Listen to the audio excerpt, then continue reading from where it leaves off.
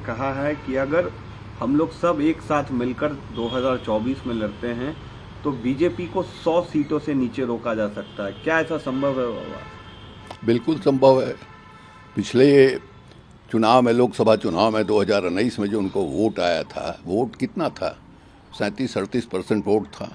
तो वैसी हालत में तो साफ दिखाई दे रहा है कि अगर उनके खिलाफ जो है गोलबंदी हो जाए कायदे से, तो निश्चित रूप से 100 के नीचे माने उछले आएंगे, इसमें कहीं कोई संदेह नहीं है। कांग्रेस के साथ तालमेल को लेकर बात हो रही है। कल सलमान खुर्शीद ने भी कहा है कि मैं इस बात को कांग्रेस हाई कमीशन तक पहुंचाऊंगा। क्या वो नेतृत्व स्वीकार करेगा नीतीश कुमार को अगर स्थिति ऐसी बनती है तो? नीतीश कुमार को इसमें स्वीकार करने की कहाँ बात? तो एक सलाह है कि कांग्रेस पार्टी जो है वो एक बड़ी गोलबंदी करे, और कांग्रेस पार्टी की जवाबदेही है ये।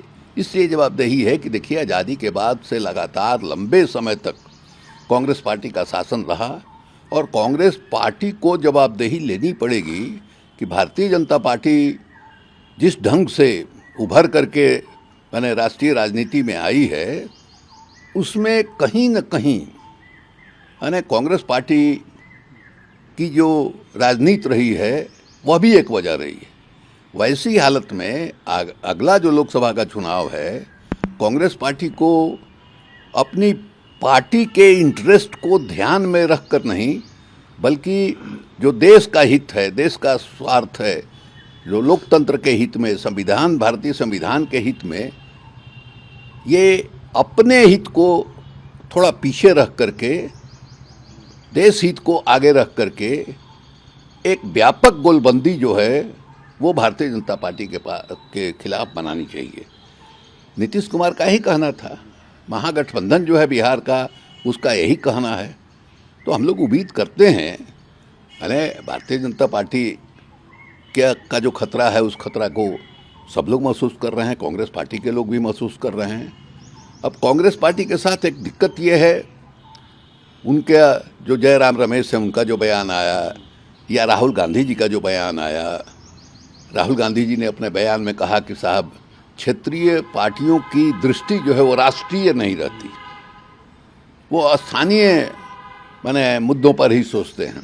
ठीक है, आप राष्ट्रीय पार्टी हैं, तो आपको तो ये देखना है कि राष्ट्रीय स्तर पर जिस ढंग से भारतीय जनता पार्टी बढ़ी है, और भारतीय जनता पार्टी जिस ढंग से नफरत की राजनीति फैला रही है, लोकतंत्र और माने संविधान की मर्यादाओं को तार तार कर रही है, ये आशंका व्यक्त की जा रही है कि अगर 2024 में भारतीय जनता पार्टी की सरकार दिल्ली में फिर बन जाती है, तो ये कहना मुश्किल है कि न्यायपालिका की आज़ादी रह पाएगी कि नहीं। यह कहना मुश्किल है कि लोकतंत्र जो है हमारा बचेगा कि नहीं, संविधान की धज्जी जो है उड़ाई जाएगी। इस बात की सब लोग आशंका व्यक्त कर रहे हैं। इसलिए कांग्रेस पार्टी को इस चुनौती को स्वीकार करना पड़ेगा, नहीं तो इतिहास जो है कभी हम लोगों को माफ़ नहीं करेगा। आपको लगता है कि वक्त आ गया है कि कोई गैर कांग्रेसी को 2024 में ऑपोजिशन? अब ये सब तो अलग की बात है, अभी इसके बारे में कोई भविष्यवाणी हम नहीं करना चाहते हैं।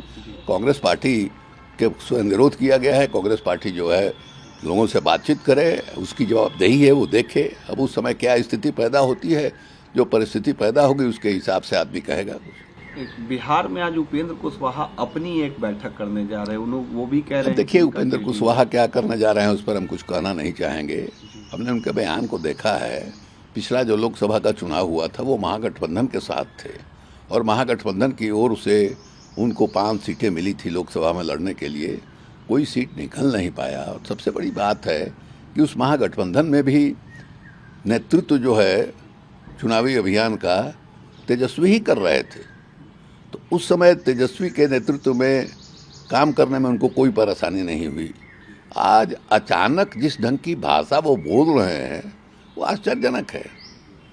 मैंने इस तरह की भाषा बोल करके आप किसकी मदद कर रहे हैं? ठीक है, आप कह रहे हैं कि हम मर जाएंगे लेकिन भारतीय जनता पार्टी में नहीं जाएंगे, लेकिन जो आप कर रहे हैं उसका लाभ जो है किसको मिलेगा? अगर ये देखा जाए तो भले आप कहें कि साहब हम भारतीय जनता पार्टी को ज्वाइन नहीं करेंगे, तो बगैर ज्वाइन किए हुए आप जो कुछ कर रहे हैं उससे उनको लाभ मिलने वाला है। इसलिए हम तो अनुरोध करेंगे कि भाई ये अगला लोकसभा का चुनाव जो है वो माने देश को बचाने का है, संविधान को बचाने का है, लोकतंत्र को बचाने का है।